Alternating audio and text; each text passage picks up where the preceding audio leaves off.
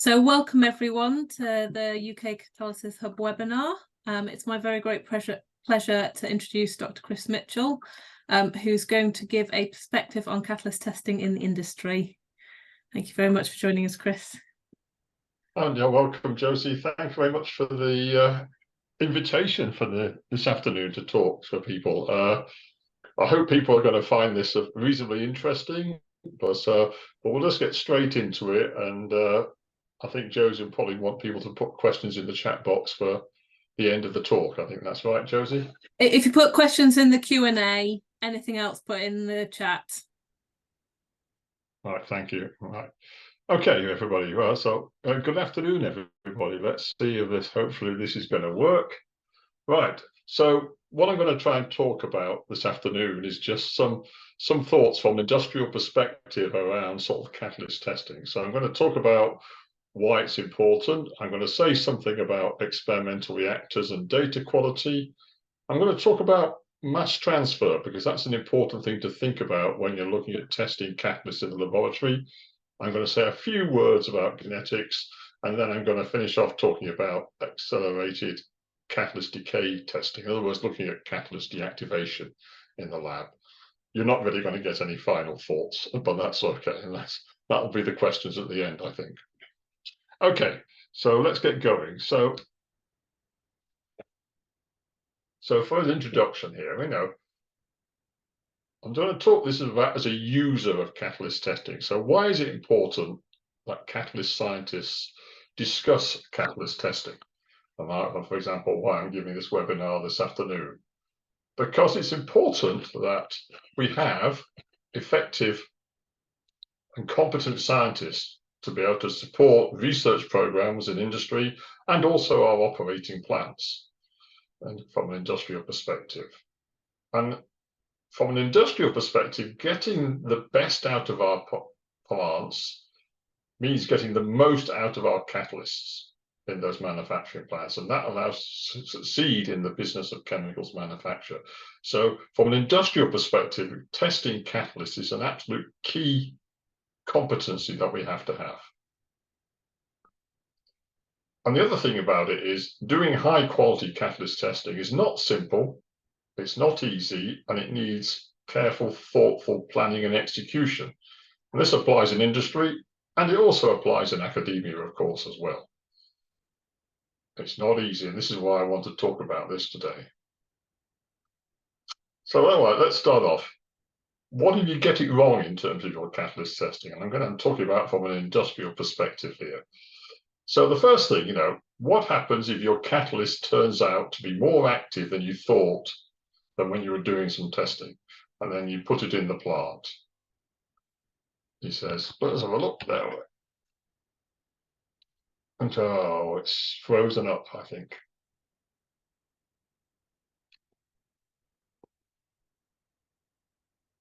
Well, okay, now it's working. The reactor will be much bigger than it needs to be. The rest of the plant will be too small to take advantage of this fantastic catalyst that you put in the plant. And the business would have wasted some capital because you've made a bigger reactor than you need to do, built one. And you'll get embarrassed about that because you got it wrong. What if it's less active than you thought about, than you proposed? So actually, when you put it in the plant, it's not as active as you thought it would be. Well, then the reactor is now too small for the design rate, which means you can process less product than you hoped to. The rest of the plant will be underutilized and you won't reach the design capacity. And you'll either have to build another reactor or find a better catalyst. And you're very embarrassed. What if it has a shorter catalyst lifetime than you thought it would have? So it only lasted 1 year rather than 2 years in the plant, for example. Well, everything, the reactor's sized correctly, but they have to shut down the plant more frequently to replace the catalyst or regenerate it, and the plant misses its production targets, because if you have to shut down for a month to change the catalyst, that's not the plant isn't working, and you have to buy more catalyst. And in that case, Your shame will be publicly repeated every time the catalyst dies by the plant manager. Not a good position to be in. And what if you makes an impurity you didn't design for? So the catalyst was making impurities you didn't see in the lab, but when you put it in the plant, it produces some impurities. Well, at that point, the product doesn't meet the specification. It would mean the business sells the product for less money than it hoped. Maybe the plant can't start up until you build a new distillation column. Some damage might also occur, in which case you might get replaced. Okay, just a bit of an introduction. So things to think about when you're doing testing in the laboratory. And I've got a couple of slides on this. So the first thing to think about is what sort of range of activity do you need to be thinking about for an industrially relevant catalyst? And what we use in SABIC, and one of our most senior scientists in SABIC talks about what's called the Weiss window of reality. And this is you're trying to think about what the reactivity of your catalyst and how many moles it converts per meter cubed per second, or that's micromoles per milliliter per second, if you're thinking of a lab reactor. And most industrial catalysts operate in this region of this yellow box here. It's called between a factor of 1 and 10 moles per meter cubed per second. Most biochemical processes are usually about 3 orders of magnitude down on that. And petroleum geochemistry, the thing that happens underground, would even another 3 orders of magnitude below that as well. Most industrial processes operate in the range I've indicated, and the reason is if the activity is too low, the process becomes uneconomical because effectively your reactors are too big and you're spending too much capital on the process. If the catalyst is too active, then you actually run into mass and heat transfer limitations and you can't get the heat in and out of the process. A good example of that is actually zeolite catalysts. So actually zeolite catalysts are at the top end of this scale, well over the industrial catalysis upper limit. And actually in zeolites, what they ended up doing was effectively diluting those materials to bring the activity into the range that you could actually manage in an industrial process. So one of the things you need to think about if you're sort of trying to develop a new catalyst for an industrial process is, where do you sit in this window? That's an important thing to think about.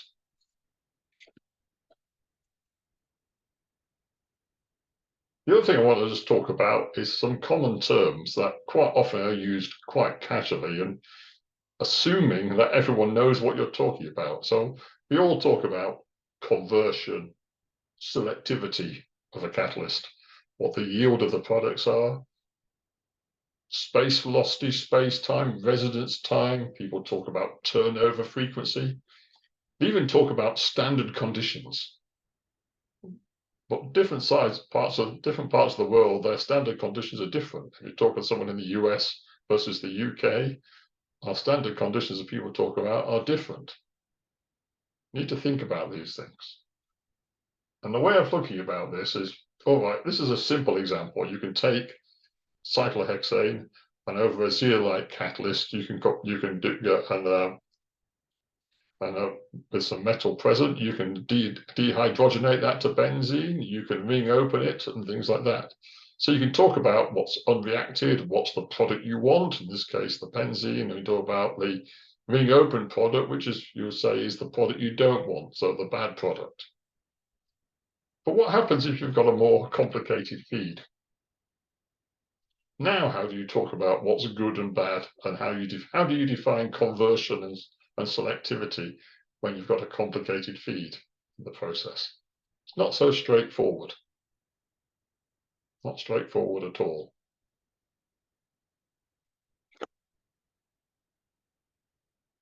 A final point I wanted to just make about is about comparing different catalysts. So if you're trying to compare different catalysts of different activity, you will get different performance. If you imagine a catalyst where you've got a reaction, a consecutive reaction, A goes to Q, goes to P, and the ratio of the rate constants in both catalysts is a factor of 2. Depending on the more active catalyst, will give primarily the product P compared to Q. The less active catalyst will give Q rather than P. So if you want to compare catalysts, you must compare activities and selectivities at equivalent conversion levels. Because obviously the problem here is we're at different levels of conversion, depending on the activity of the catalyst, even though the ratio of the rate constants is the same. So when you're comparing catalysts, you need to make sure you're comparing them on a fair basis. This is like an apples versus apples comparison versus an apples versus oranges. What I'll come back and later on the talk, I'll talk about some strategies to how you might look at comparing different catalysts in the laboratory. Okay, let's move on. And I think what I'm going to talk about now would seem fairly obvious to people, but it's worth emphasizing. So what sort of reactors to use for catalyst testing? I think we're all aware of what people talk about, a plug flow reactor. So it's typically a tubular reactor in the laboratory. When you're using a plug flow reactor, you get conversion data, not reaction rates directly. You can see deactivation if the performance of the catalyst drops off with time. And quite often you only need small amounts of catalyst. You can do testing in a plug flow reactor with a few tens of milligrams quite easily of catalyst. The other type of reactor that everyone's familiar with is either a continuously stirred tank reactor or even a batch reactor in some respects. For a CSDR reactor, you get direct rate data rather than conversion data. So you can work out reaction rates very easily. Typically, though, because a stirred pot has a larger volume, you will need larger amounts of catalyst and quite often higher flow rates of your reactors if you're bubbling reactants into the, like hydrogen or something, into the reactor. You can also see deactivation directly. That's quite easy. The batch reactor, which a lot of people will be familiar as well, it also gives conversion and selectivity data quite easily. It's easy to swap feeds.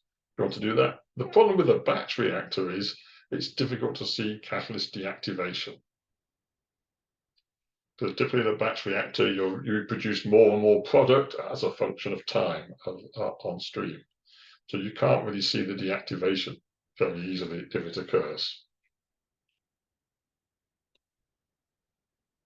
The other type of reactor you can think about is a fluidized bed reactor. One of the challenges with a fluidized bed reactor in the laboratory is actually they don't behave in a very ideal way. So it's very difficult to interpret the data. It is possible, but you need a more specialized reactor to do this. The good thing is you can use continuous handling of solids, but it is difficult in a laboratory. So I wouldn't recommend using fluidized bed reactors in the laboratory unless you really have to.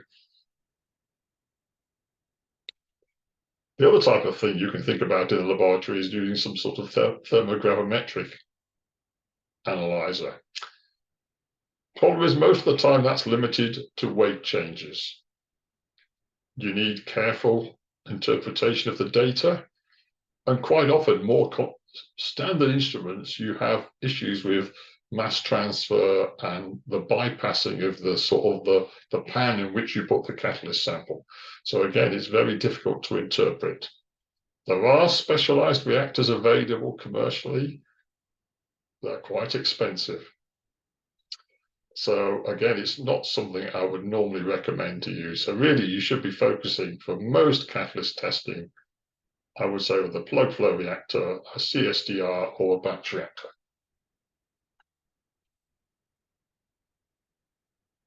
So our requirements are we should have a well-defined reactor. I think that's why I say I don't like using TGAs or fluidized bed reactors. You need to understand its dimensions. You need to understand the hydrodynamics.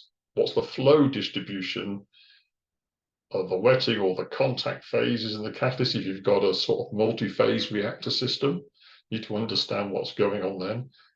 And we need to minimize undesired gradients in terms of either concentration or temperature, both at the level of the catalyst particle and also at the level of the reactor. And I'll come along to talk about that in a minute. And usually what you're trying to do in the lab is to look at the rate you're measuring in the lab, and what you'd like it to be is within 5% of what it would be if the reactor was totally ideal, so like a theoretical reactor. So typically within 5% is what you're trying to get to. And that is not straightforward, not at all.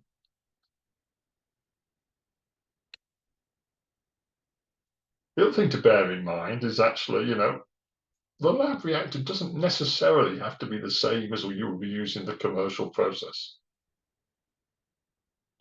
As I said, I would prefer a plug flow or a CSDR type reactor for looking at catalyst performance. That would be my preference. Sometimes you can use sort of a powder or a crushed catalyst. As an industrialist, quite often we're using commercially available catalysts, and they might often come in the form of pellets or extrudates. And quite often we can crush those to put them inside a reactor, but not always. So some catalysts commercially come as what they call with an eggshell. So the active phase, might be a precious metal, is on the outer surface of the catalyst particle. If you grind and sieve that material, you won't get a representative sample to use in your lab reactors. In that case, you really need to use the full-size particle. Generally, if you're looking at a plug flow reactor, there are sort of rules of thumb with regards to the particle size and the reactor geometry, but these are not hard and fast. And you can get away with moving away from these if you know what you're doing in your testing. So typically they say that the reactor diameter should be 10 times the particle diameter. So if I've got a reactor which is, say, 4 millimeters internal diameter, the particle should be less than 0.4 millimeters or 400 microns in size. The length of the catalyst bed in the reactor should be more than 50 times the diameter of the particle in the reactor. That's a typical rule of thumb.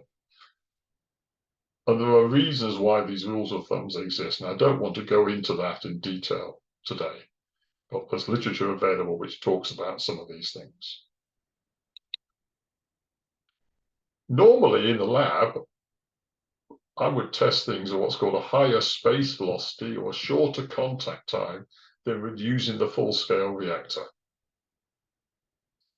in the commercial process. And part of the reason for that is many full-scale processes, the reaction goes to equilibrium. If I'm testing catalysts where the reaction goes to equilibrium, I will not be able to tell anything about the catalyst because I'm being dominated by thermodynamics, not kinetics. So you must always ensure that when you're doing catalyst testing, you're sufficiently far away from the equilibrium conversion. And to my mind, that means probably less than 75% of the equilibrium conversion you would expect in the process.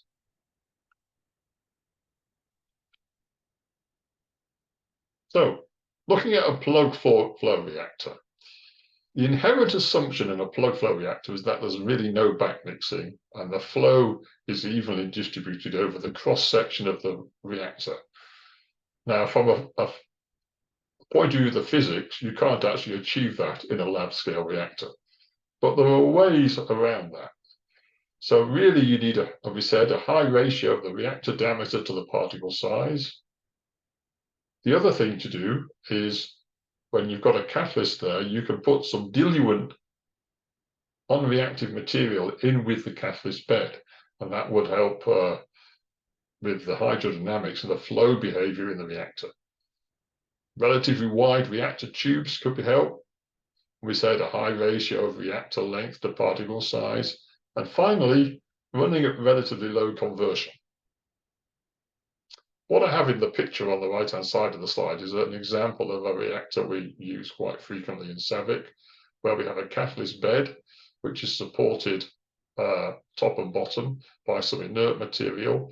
And in our case, we have a thermocouple running inside the reactor, touching the catalyst bed top and bottom. What you can see here in the blowout picture is effectively an insert we put inside the tube where the thermocouple locates on the very end. In practice, in a lab reactor, there's a conflict between the temperature gradients you might get in the reactor and ensuring you're going to get plug flow. So the most important thing is to make sure you minimize the temperature gradients. That's more important than ensuring you get very good plug flow. Temperature is the most important thing to worry about in your reactor. I mentioned dilution on the previous slide. And quite often we do this quite often in a conventional fixed bed reactor in the laboratory, typically using a silicon carbide powder, because that silicon carbide is pretty inert to most chemistry. The reason is it decouples hydrodynamics and reaction. So the flow behavior in the reactor is governed by what the properties of the small particle. Because you're diluting the bed automatically almost ends up longer. Silicon carbide is a very good heat conductor, so that also helps sort of spread out any exotherm if you've got an exothermic reactor. Because you've got a longer bed, you've got a higher heat transfer area, and because we're diluting the bed, you get less heat produced per unit volume. And this process works very well if you have to use full-size catalyst particles, so extrudates and pellets, for example, tablets. And there's a couple of references on the slides here where people have talked about this. So there's the first one for C. and Krishna, who used to work for Shell in Amsterdam, and they developed this methodology for looking at trickle bed processes where you've got gas and liquid flow through a reactor. And then there's also a paper from the team here at Delft University who looked at catalyst performance testing and looking at how changes in the packing of a reactor could influence its performance. That's a very good reference to look at as well. I mentioned temperature control, and what the important thing about temperature control is actually how good it has to be. And that's because catalytic reactions can have a reasonable activation energy. So what we have on the graph on the left-hand side is for a reaction going at 200 degrees centigrade, depending on the activation energy of the process. So if you look at a process with 40 kilojoule per mole activation energy, you see that if you've got a 2-degree variation in the catalyst temperature across the bed, that's going to affect the rate of reaction by 5%. For a process with an activation energy of 120 kilojoules per mole, you need less than 1 degree variation with the temperature in the bed if you're not going to significantly affect the rate of reaction. And this is shown on the right-hand side for an example. So hydrogenation of butane, and propadiene to propylene, or the hydrogenation of propylene to propane, which have 2 different activation energies. And so if you have a process where the relative reaction rate is the same at 100 degrees centigrade, plus or minus 2 degrees either way, if you go cooler slightly, the main reaction that you're interested in has a higher reaction rate. 2 degrees hotter, up to 102 degrees centigrade, it's now the other way around. You'll measure a higher reaction rate for the byproduct chemistry. Typically, the lower the reaction temperature and the higher the activation energy of the process, the more crucial is the temperature control.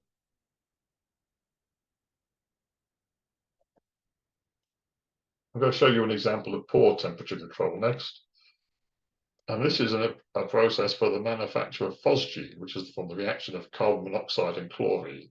It's quite an exothermic reaction, 109 kilojoules per mole exit. And in the experiment we did in the laboratory, this is an experiment I did many years ago, we basically started off with a mixture of CO and chlorine and ramped up the temperature slowly, shown by the purple line on this. We had a thermocouple top and bottom of the bed. And when we reached about 50 odd degrees centigrade, suddenly the temperature of the inlet of the bed increased dramatically, while the outlet temperature really carried on the ramp rate. And what you saw is a sudden light off and a rapid increase in the rate of formation of phosgene. Now, at the end of this reaction, when we're at this time period, when we're now running at 100 degrees centigrade, in our experiment, we actually pulled a thermocouple through the bed in 5mm increments to try and measure the temperature profile through the bed. And what we had was this. So what you can see here, we had a peak temperature in the bed of 300 degrees centigrade. And this was using crushed catalyst in a 4mm diameter reactor. Internal diameter, I should say there. So across the radius of this 2mm radius of the reactor, we had a 200-degree difference in temperature. That's a problem with temperature control.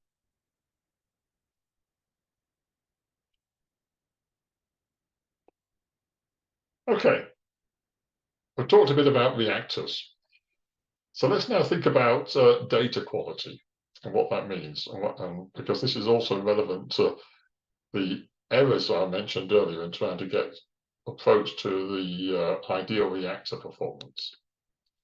So lots of factors can influence the accuracy of a catalyst test.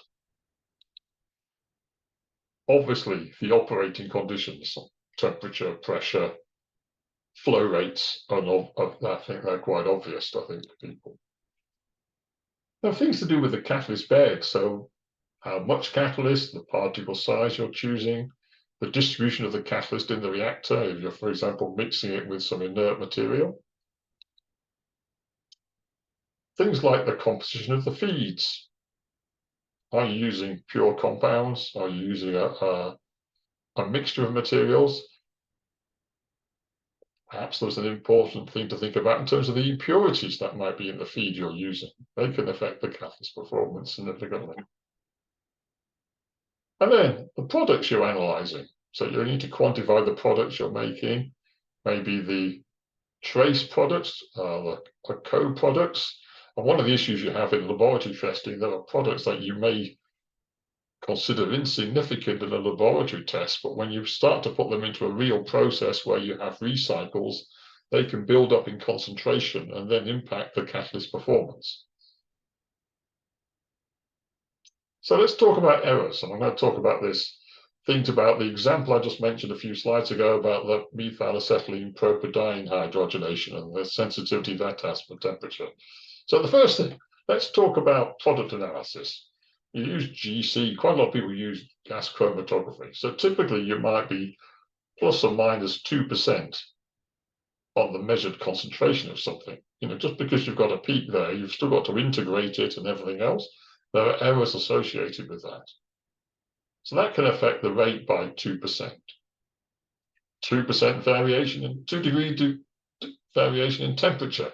That might affect the main reaction by 10%. So the rate of reaction. For the byproduct chemistry, which is typically of higher activation energy, that might affect it more significantly. In the case of the example I talked about, 14%. Plus or minus 5% in pressure. Again, affects the main reaction slightly, because the byproduct chemistry in their case has a higher order in hydrogen, it has a bigger effect. The ratio of the feeds, so the hydrogen we would use and the methylacetylene propadiene mixture, a 5% variation in the feeds, again, more sensitive to the main reaction. So the problem is when you're now comparing two catalysts, you might have a plus or minus 11% variation in the rate you can measure for the main reaction, more than a 20% variation in the byproduct chemistry. In your real experiment, you'll have other sources of uncertainty. So in practice, your overall level of uncertainty is pretty good, will be likely to be larger. But the point about what this slide is really trying to say is, if you want to make comparisons between very similar catalysts, you need very, very high quality experimentation.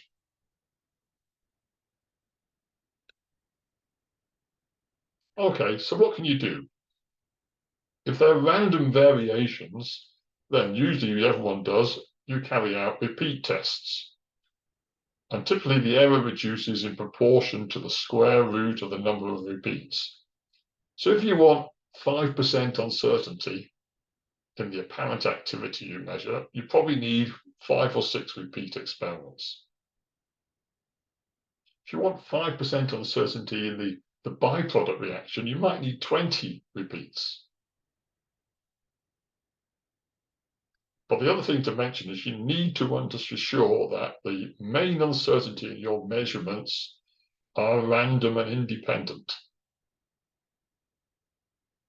If they're not, then doing repeats won't help you, but they'll all be offset by the same amount all the time. For example, if you've got an offset in the temperature measurement you're making, or an offset in the flow.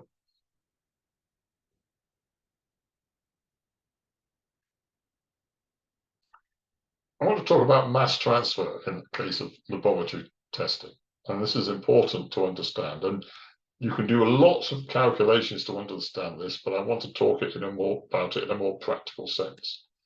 So in a catalytic reactor, you've got to think about hydrodynamics and kinetics. So you have what we would call a plug flow reactor illustrated on the left here, and it's packed with particles. And around the particles, you have the flow of the reactants, which is shown here and represented by the red arrows.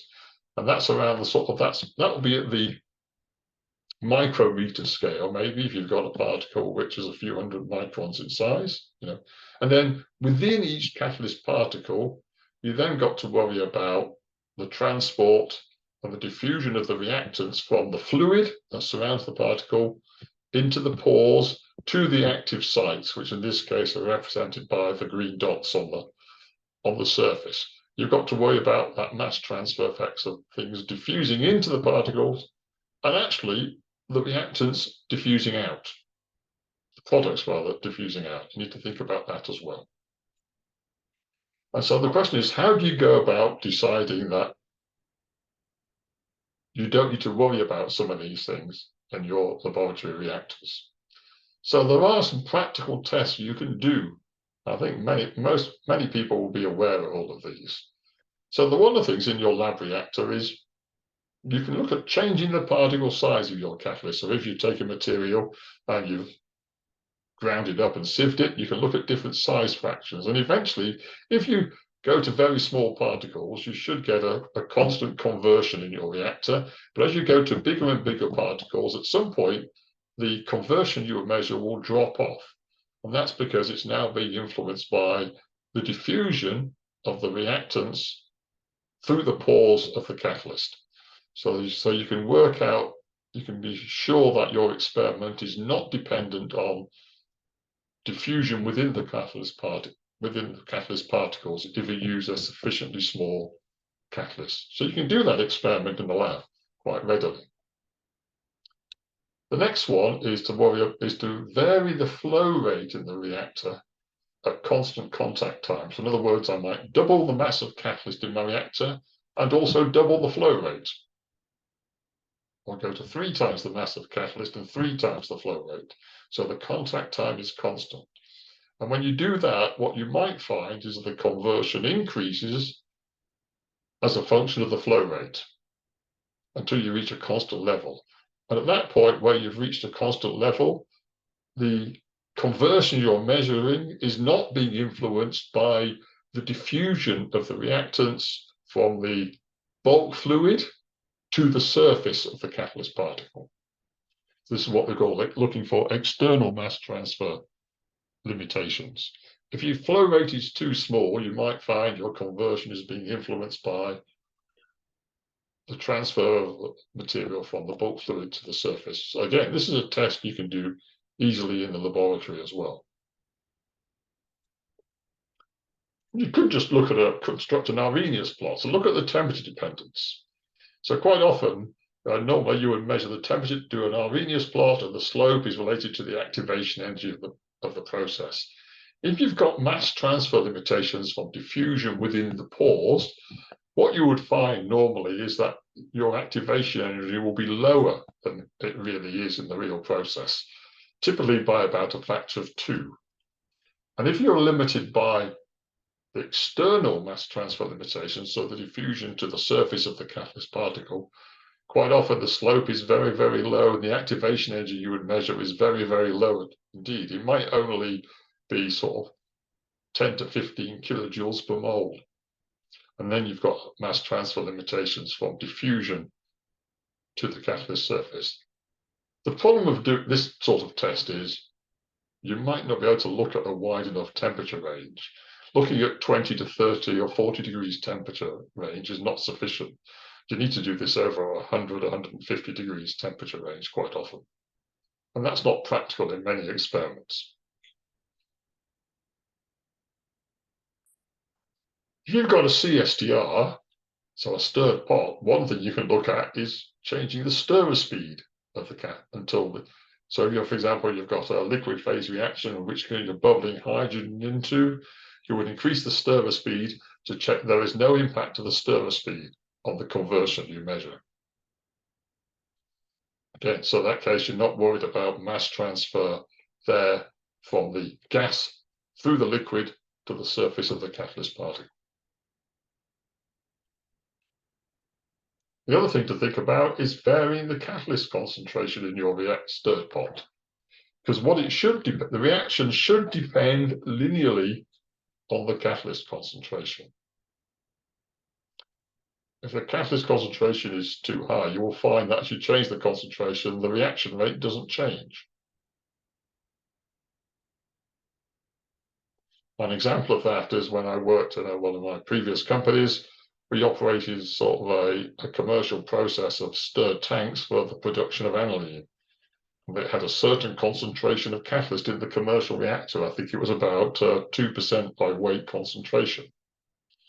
If you tried that in the laboratory and you tried to compare different catalysts, they all have the same activity. In fact, in the laboratory, we can lower the catalyst concentration by a factor of 100 and still get the same reaction rate. And that's because in the commercial process, they're adding more catalyst than they need to compensate for deactivation over time. But you need very little catalyst to be able to measure the variation in reaction rate.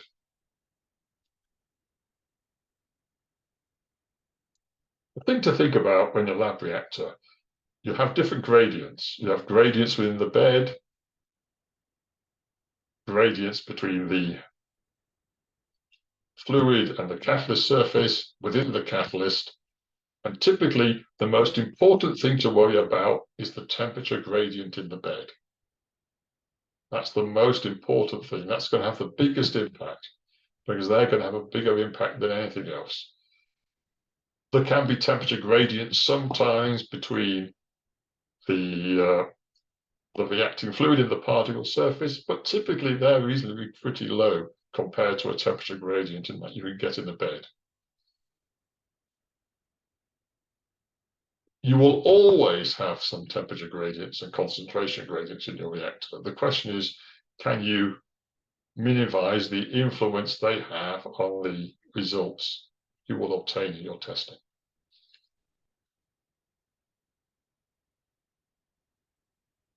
Okay, so let's talk about how we can compare different catalysts. Some useful test protocols I've used quite often. I want to compare activity. One way of looking at that is what's called a temperature sweep. So you measure the conversion or the yield of the product you're into as a function of temperature. That works quite well. And basically you compare the activity in temperature units effectively. So a lower temperature means a more active catalyst. And the great reason for doing you don't have to actually test each catalyst at the same temperature. You just have to be able to draw a line through the points. For experiments at the same temperature, you might do what's called a space velocity sweep. So you change the flow rate through the bed and measure the variation in temperature. Again, it's very useful. Basically, you can compare catalysts at the same level of conversion and look at what flow rate that you need to achieve that conversion. You know, the more active catalyst uses a higher space velocity. Again, you don't have to test the catalyst at the same space velocity all the time. For selectivity, the data from the previous experiment you can also use to look at now comparing selectivity of catalysts at the same conversion. It needs to be at the same conversion when you're comparing selectivities. Those tests are quite easy to do. I'm conscious of time, Josie, so I'm going to keep moving on. I'm going to say a few words about reaction kinetics. What are reaction kinetics? They are mathematical expressions to describe the rate of reaction as a function of the conditions of pressure, temperature, concentration, catalyst, the number of active sites, etc., etc. Intrinsic kinetics are rate expressions which are derived on the basis of some understanding of reaction mechanism, typically. You need a detailed understanding of those. They're often difficult to extrapolate to industrial conditions because quite often you'll measure those things on a powder, for example. And you actually want, ultimately, you need data which is going to be relevant to a formed catalyst like an extrudate or a tablet. So quite often in our industry, we use what we call apparent or observed kinetics, where the rate expressions include other effects such as mass transfer. So quite often, you know, they might be done on a full-size catalyst particle. Quite often they're simpler. Quite often we just use power law expressions. And again, because we want to use full-size catalyst particles in a fixed bed, that's my preference. We look at apparent or observed kinetics. Thing to think about. Why do you want to have kinetics for your experiment from an industrial perspective? The first thing I'll say is you're not going to find them in the literature. You might have some ideas that might form, but it won't be for your catalyst. When you want to study kinetics, you've got to remember thermodynamic limitations remain valid at all times. They're not easily measured. A reasonable number of experiments, of good experiments, is 5 per parameter you wish to determine. So if you want to say the rate equals a rate constant times reactor A to the power X or reactor B to the power Y, there's probably 15 to 20 experiments in that to be able to figure out what the rate expression should be.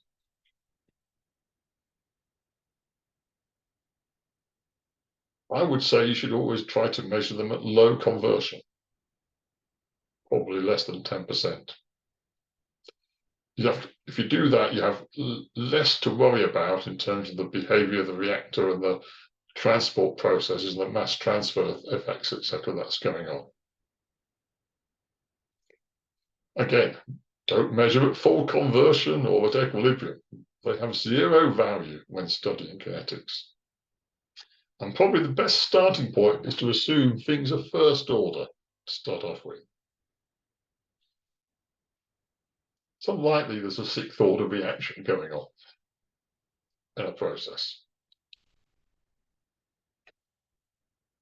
Make sure you co-feed in your experiments all relevant components, including the products and any intermediates that you think, because the products can have a significant impact on the rate. If you've got consecutive reactions, you need to include experiments in which you know what the concentration of the intermediates and the products are. and check your experiments. The model will only ever be as good as the quality of the data in terms of mass balance, reproducibility. And if the trends aren't in line with what you expect, that means there's either something wrong with your experiment, you're measuring something else, and you don't actually understand your system, so you shouldn't be bothering with kinetics. Quickly go and talk about catalyst deactivation in the last 5 minutes. So what do we mean by catalyst life? So the life of a catalyst defines its overall economic performance, because you might have a decreased activity or selectivity with time. You might have a decline in mechanical strength of the catalyst over time. In a homogeneous catalyst, you might get some sort of ligand transformation, which means you might get a loss of active sites. You might get increased impurity formation in the process, which ultimately limits the process. We can talk about it in different ways as well. It's the length of time between regenerating a catalyst. It's the life of the catalyst before you have to discharge it. Quite often in a process, it might be the maximum temperature that the catalyst or reactor can endure. So typically, when a catalyst deactivates, you quite often increase the reaction temperature to compensate. But there will be a practical limit for the materials of construction of the reactor, or the pressure that the reactor can work at, You might define life in terms of the number of turnovers a catalyst can achieve before it no longer works. That might be the case in terms of a homogeneous catalyst. If you've got a fluidized bed process or some other process where you can top up the catalyst, it might be the makeup rate. It might be a pressure drop limit in the plant, because you can no longer get the heat out of the reactor or something. And the other one is like market economics. So in other words, you've chosen to shut the catalyst down and dispose of it because it's convenient, because this is the right time to take a shutdown, for example. So another thing about catalyst life is to think about where you make the observation is important. So here we have a process representing a fixed bed reactor with a downflow reactor, and you've got a reaction front represented by the sort of the red color, which with time progresses down the bed and leaving behind a zone of deactivated catalyst, and then the blue represents the fresh catalyst. And that's with time. So if you look at where you are in the bed, at the end of the bed, for most of the life of the catalyst, you get full conversion. It's only right at the end that perhaps you start to see the conversion drop off. So again, at the end, if you're at the end of the bed, you only see the deactivation many, many, many months into the reaction. But if you're observing earlier in the bed, you would see the deactivation occur much more quickly. But earlier, so where you sit in terms of where you do your measurement, or in this case, what's the size of the bed you might use in your experiment in the laboratory, will affect how you see deactivation. It's a very important thing to think about. The challenge in industry is lifetime testing of catalysts is very time consuming. If my catalyst lasts 3 or 4 years, I can't really study it for a long period of time. So we can only look at these things on a small number of samples. Typically, we aim to simulate some sort of plant condition, either overall or some part of the bed. I would look at what's going on at the early part of the bed quite often. So typically you might, again, use plug flow reactors, CSDRs, as a technique called parallel difference testing, which I can't talk about today. But so you might think about, am I using a plant feedstock or a synthetic mixture? Should I be doing tests in a pilot plant or in a side stream reactor in a full-scale plant? One technique you can do is put baskets of catalyst inside a full-size reactor and let them experience the life of time operation of the catalyst normally. But the problem is these all are very slow. If I have to rely on waiting for the catalyst in the plant be changed before I get my sample out. I'm not going to learn much very quickly. So quite often in industry, we use accelerated aging tests or decay testing. So we use them to compare commercial catalysts, look at effective process conditions. We even use them for screening of new catalysts. They only really work when you've got a single dominant deactivation mechanism. And the samples you're testing also have broadly similar compositions. The thing that we need to be sure about is that the changes we would induce in our accelerated aging test are similar to that we expect to happen in the full-scale process. And we may need to think about how you characterize catalysts from looking at normal rates of deactivation versus accelerated deactivation. And the question will be is, can you verify them and are they sufficiently reliable? And that's a big challenge. There are risks and penalties associated with not doing these sorts of tests.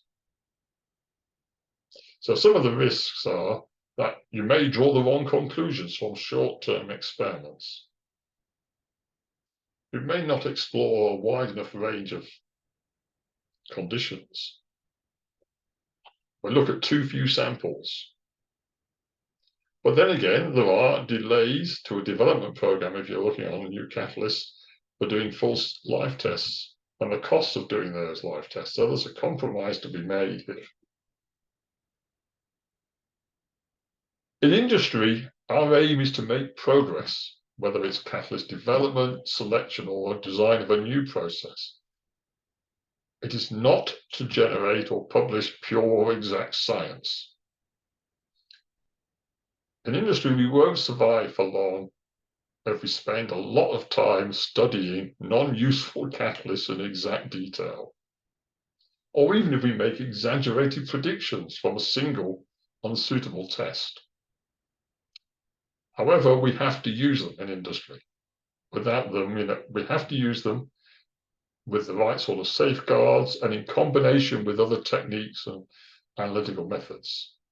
And as I said before, the overriding consideration is that the physical and chemical changes induced during the test are similar to those that occur in the full-scale process. And I think I'm out of time, Josie, so I should stop at that point. So thank you very much, everybody. Many thanks, Chris, for a very informative and thought-provoking talk. The questions are coming in, and so I will get straight on to reading them out. The first question came in at your very starting slides when you were talking about what might go wrong if you got the catalyst testing wrong. And it's asking what caused the catastrophic catalyst failure in EO plants, ethylene oxide plants, I assume. Oh, in your experience, is that known or?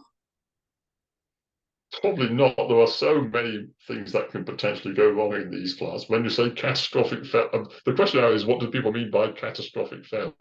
We do know that the principal cause of deactivation in EO catalyst plants is thermal sintering, caused by high temperatures. That's the principal cause of deactivation in those processes. But when you say catastrophic failure, that perhaps implies something different. Okay. So the next question is asking, from a kinetic model, they're looking at methanol as a side product and a yield of about 2 to 7%. But whenever I model it, I get a negative excitation energy for the CO2 to methanol. Do you have any? Do you have any thoughts on that? I mean, is it a failure of the model, do you think? I think it's probably usually when you end up with some negative activation edges when you're trying to model, that's because quite often there's a competition between sort of the activation energy for reaction and also the enthalpies of absorption. So when you have, because if you're trying to model the reaction, for example, using a Langmuir-Hinshelwood type kinetic expression, So on the denominator, you have absorption terms there, and which also have a temperature dependence on them. Thank you. So that might be where it comes from, but that's just my initial thoughts.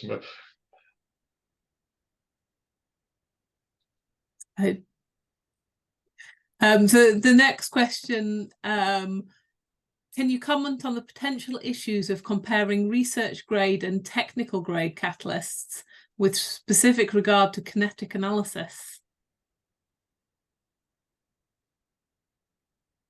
I'm guessing what someone there talks about when they say a research grade and technical grade catalyst. The research grade is almost like a sample that someone's produced themselves, whereas by technical grade, I'm guessing someone means something they've bought from somewhere, whether it's Sigma Aldrich or it's not clear to me what the definitions of research grade versus technical grade catalyst is.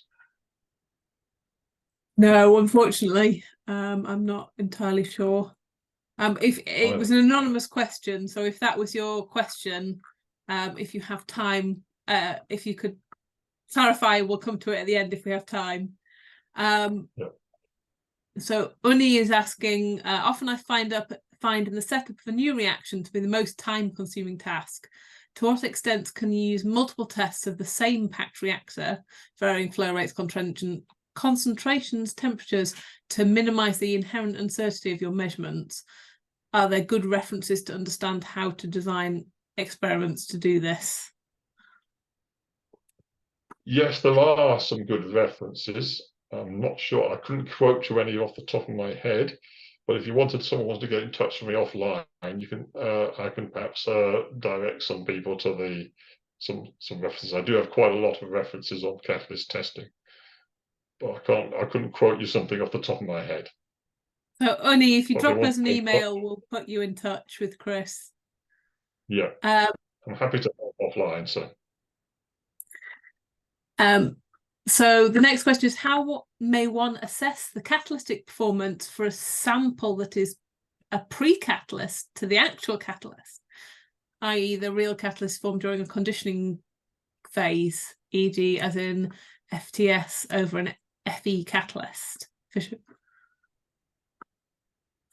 Well, I think that a lot of the things I've talked about apply in terms of if you've got what you call a pre-catalyst material, so you're going to still put that into some sort of reactor and then go through some activation process or conditioning process to activate that.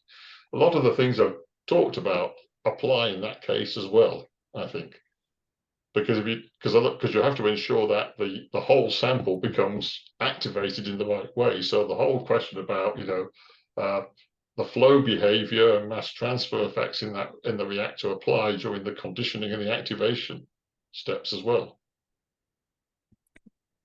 That makes sense. Does that help?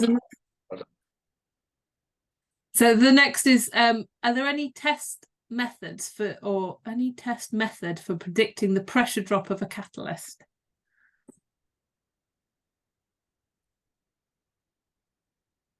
Yes, you can. Well, from a test method, for prediction, yeah, you can just measure the pressure drop over a bed. That's possible. But if you want to calculate expected pressure drop, you would normally use the Ergun equation to calculate pressure drop with a catalytic bed. And that's a fairly standard calculation that people can do easily. So look up the Ergun equation, ERGUN. And then the next question is, I think, more on economics. How much is the share of the catalyst cost in the total cost of a process? I mean, I assume it varies. Typically, I would expect it to be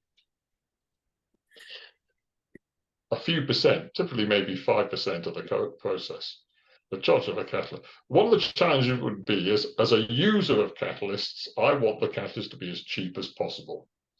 If I was a catalyst company selling catalyst to people, I want to maximize the value I can charge, what I charge. And the catalyst company would typically, they won't talk about the catalyst cost. They would talk about the value it brings to the customer. So, if you're looking to, for example, change to a new catalyst in a plant, and you're talking to a different supplier, they would be saying, well, my catalyst has this improved selectivity or something like that, or longer life. And if you have that, if you used our catalyst, it'd be worth you would be worth a lot of money to you. So they'd want a fraction of that value. They want to talk about value, not cost. But typically, in terms of operating a process, the charge of a catalyst in a process might only be a few percent of the total cost of the value of the product that process would make. Does that make sense? Hope that makes sense to somebody, So Ammon is saying, thank you very much for an informative talk. In the scientific papers, we often see recyclability tests where for batch reactors, a catalyst is recycled 3 or 4 cycles, or in the case of PFRs for a few hours. How are these relevant, and how many cycles is enough to say whether a catalyst is stable or not?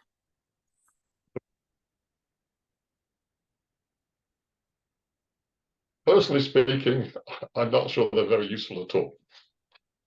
All right, but let's go to the. I'm most familiar with sort of fixed bed testing of catalysts, and earlier in my career, I went to quite a few conferences looking at catalyst deactivation, specifically on catalyst deactivation, and you would see a lot of studies being presented where they're talking about, well, I'm looking at a catalyst which in a fixed bed process which deactivates over sort of 10, 15, 20 hours.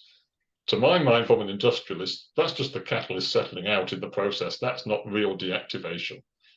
If you're talking about a fixed bed process, the catalyst in that process has to last years to make it worthwhile building a fixed bed process using that catalyst.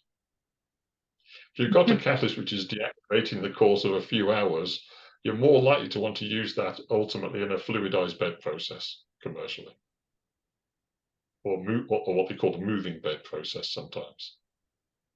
But for a normal fixed bed process, I would expect to see a catalyst that's going to last years. If you look at, for example, methanol synthesis, the catalyst in that case might last 3, 4, 5 years.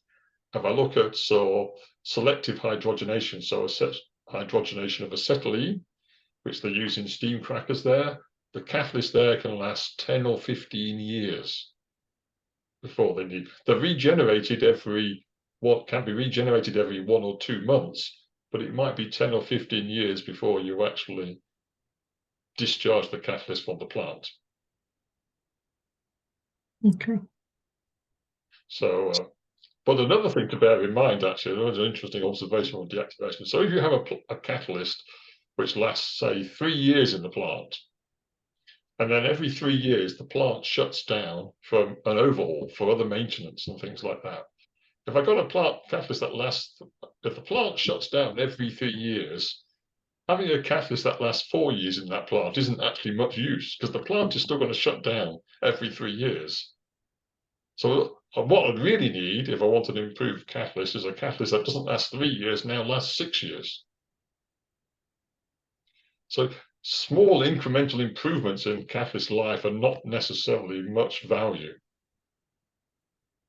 Sometimes it can be, but sometimes it's not, because quite often a plant has to shut down for other reasons.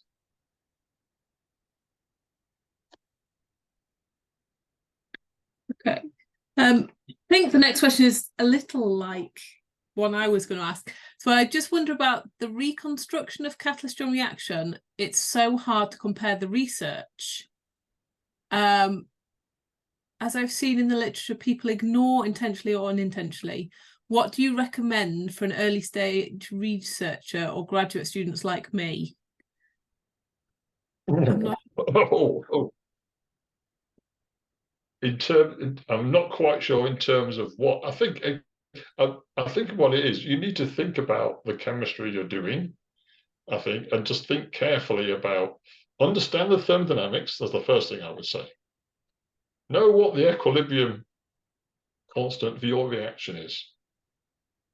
And then basically take some of the rules I've just been talking about and make sure, do tests to understand the behavior of the catalyst in your reactor, what regime am I at, check there are no mass transfer effects. Think about the impact of temperature, the accuracy of all the measurements that you're doing in your system. I think it's just good experimental practice. That's what you've really got. So you can take a lot of the things I've been talking about and apply them directly to your lab reactors in a university environment. Thank you. Reza asks, do you think simulation of a process based on kinetics calculated from lab results would be a good approach to screen catalysts in the early stages, or to help optimize them with a commercial process objective in mind? I think probably from my industrial perspective, probably it's not necessarily doing the simulation and things like that, but what you need to have is a good understanding of the process in which you're going to apply the catalyst. From an industrial perspective, it's easy because we work almost exclusively in multifunctional teams. So we work hand in hand with our process engineers and the people who are doing the process development side of things. So from an industrial perspective, it's very easy because that's just the way we work. It's much harder from an academic point of view because you don't have that interaction. But the process simulation can help you understand what are the important characteristics you're going to need for your catalyst. I think so. You need to think again, thinking about the process in which it's going to be applied and working backwards will help you try and think about what are the important characteristics. That's the approach I would think about. Okay. We have gone over the hour. There's a couple more questions. Are you happy to take them and then? Yeah, come on, carry on. It's a Friday afternoon. I'm stopping work after this. So. Fabulous. Okay. So Francesco says, how much research in catalyst development is driven by the implementation of a novel process versus optimization of an existing one? I guess changing a catalyst in a commercial operating process comes with high risks. It does. Sorry, changing a catalyst in an operator is a high risk because a phrase we've often used and my colleagues use is that, from a plant point of view, the plant manager's point of view, he will never get fired for buying the same catalyst he's bought previously. So changing a catalyst in a plant, an operating plant, is a high risk, potentially high risk. But the value that can create sometimes is enormous as well. And that's why, and from an industrial perspective, you have to work very closely with the plants to be able to do that sort of thing. The challenge, I think, from a new process development is actually finding the catalyst is the first small step on the way to developing a new process. If you think about many industrial processes today that operate today, they are so large at such a large scale. If you think about the steps you would need to do from getting to the lab, where you're testing maybe 100 milligrams of catalyst, to building a commercial plant, which might have 200 or 300 tons of catalyst in it in a reactor. And never mind just the reactor, all the rest of the plant with the heat exchangers, the distillation columns, the compressors, everything else, and the whole physical structure of that, Typically, in a commercial plant, the reactor might only be 10%, and the catalyst might only be 10% of the overall capital cost. So developing a new process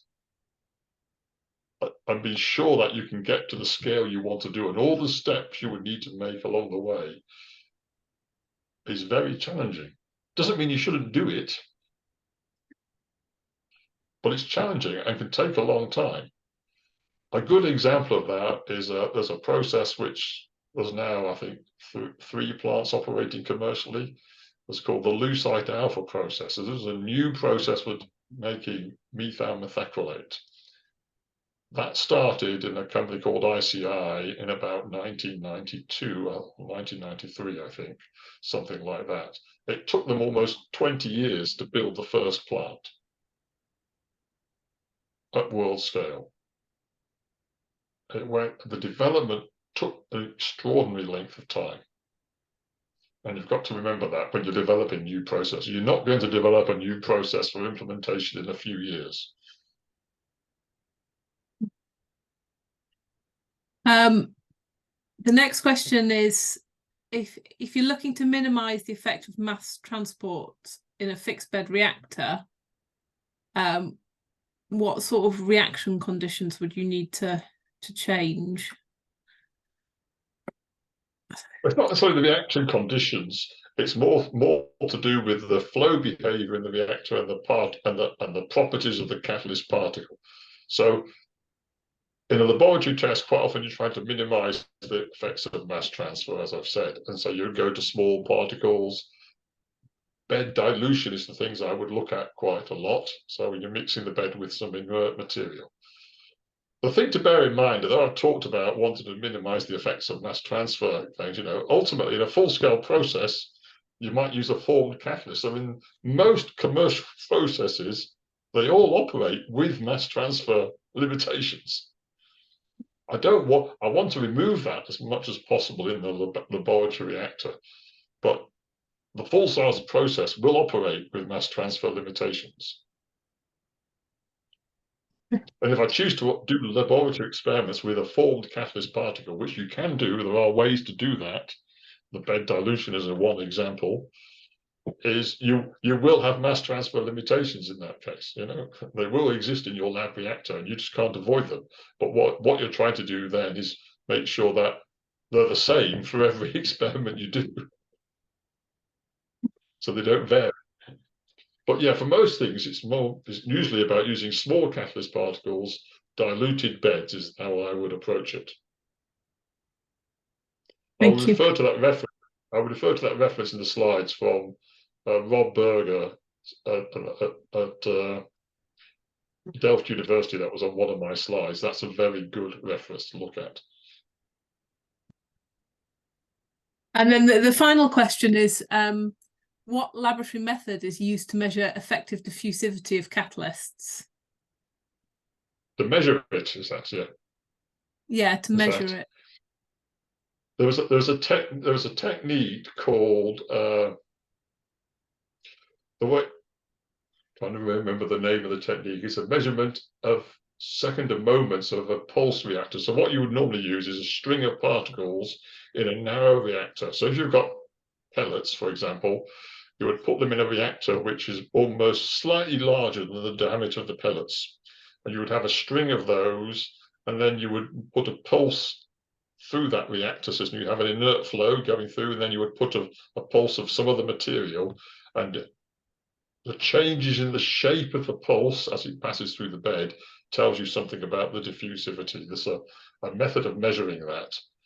So, but I can't really explain it in some detail. There is literature on how to do that. A lot of it comes, I think, from the theory of looking at gas chromatography and things like that in the 50s and 60s. Okay.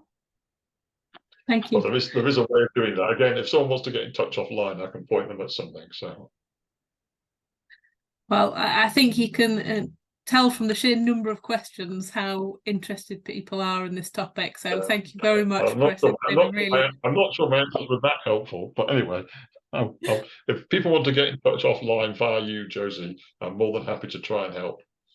Okay, well, thank you very much, and thank you for an excellent talk, and enjoy your Friday evening. And everybody else as well. Thank you for people joining today. So, but I will close the webinar now, and I hope to see you at another webinar soon. Thanks very much, everyone. Yep. Bye. Thank you. Bye-bye.